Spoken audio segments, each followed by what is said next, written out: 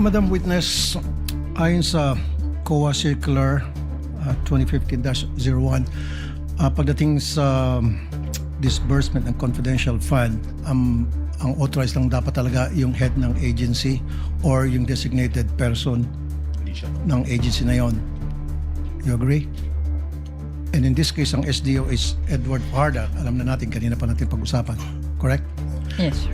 Now, anong mga dokumentong sinumite sa Land Bank, DepEd Land Bank para magpapatunay na in fact talagang si Edward Fajarda ang designated SDO?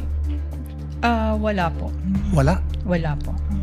Ano ibig sabihin wala? So, walang dokumentong isinumite na dinedesignate si Fajarda ng head ng agency na yan para sabihin ito ang SDO.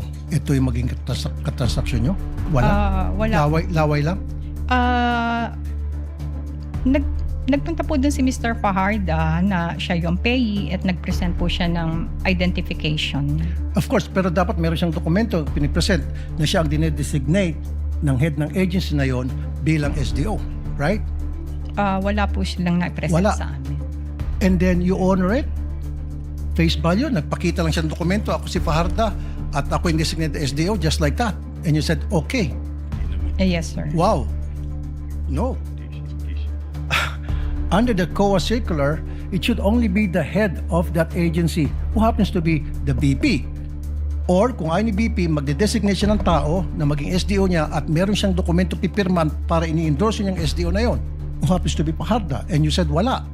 So sinabi ni Fajarda, hello, ako si Fajarda, akong designated na SDO ng DepEd, and agad-agad pininiwalaan niyo.